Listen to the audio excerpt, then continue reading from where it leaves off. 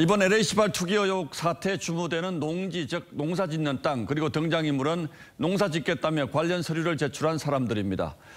농사를 지어야 할 땅이 투기 대상이 된 배경으로 느슨한 농지법을 지적하는 분들이 많은데 관련해서 정부도 오늘 대책을 냈습니다. 그렇다면 농지법에 대체 어떤 문제가 있는 것인지 지금부터 따져보겠습니다. 자, 윤슬기 기자. 네. 농지법의 기본은 이 사진처럼 진짜 농사 짓는 사람들만이 땅을 가질 수 있다 이런 거죠? 그렇습니다. 농사를 짓는 자만 농지를 가진다는 경자유전은 헌법 121조에도 명시돼 있죠. 이 기본 원칙을 어길 경우 이 농지법엔 1년 내 농지를 처분하도록 돼 있습니다.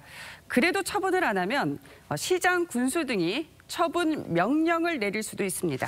자, 그러니까 농사 짓지 않는 도시 사람들이 땅을 사도 행정관청이 잘 관찰만 하면 투기는 분명히 막을 수 있다 이런 거죠? 그런데 농지법엔 적발이 돼도 이 농지를 계속 보유하는 길이 열려 있습니다. 예.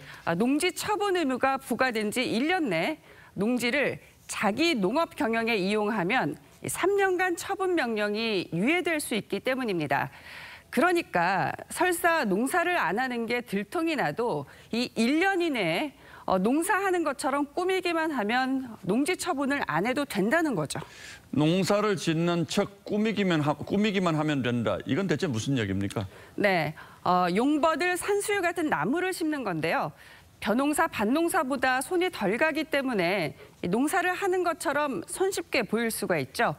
물론 농지 매입을 위해 농업 경영 계획서를 낼 땐 보시다시피 어떤 작물을 기르고 농업 기계와 장비는 어떤 종류를 몇 대 쓸지까지 구체적으로 적어야 합니다. 예. 하지만 이 서류가 사실상 유명무실하다는 건 이번 LH 사태에서 드러났죠. 영농계획서를 갖고 서류만으로 시군구에서 판단하고 실질적인 심사를 하지 않기 때문에 불법 전용 사례들이 많이. 결국 취득부터 관리까지 이 농지법의 허점이 수두룩해서 이른바 가짜 농부들이 속출한다 이런 얘기군요.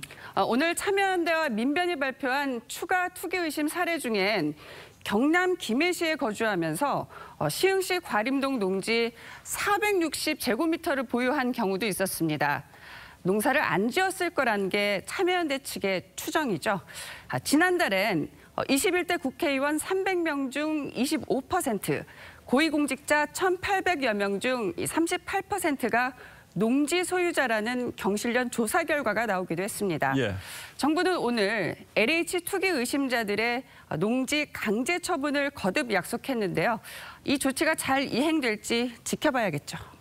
예, 사실은 갑자기 농지를 상속받는 경우도 있고 또 시골 땅이라는 게 잘 팔리지 않아서 어쩔 수 없이 보유하는 경우도 있는데 이런 점들까지 잘 고려해서 이번만큼은 실효성 있는 투기 방지 대책이 나오길 기다리겠습니다. 그렇습니다. 예, 윤슬기 기자 잘 들었습니다.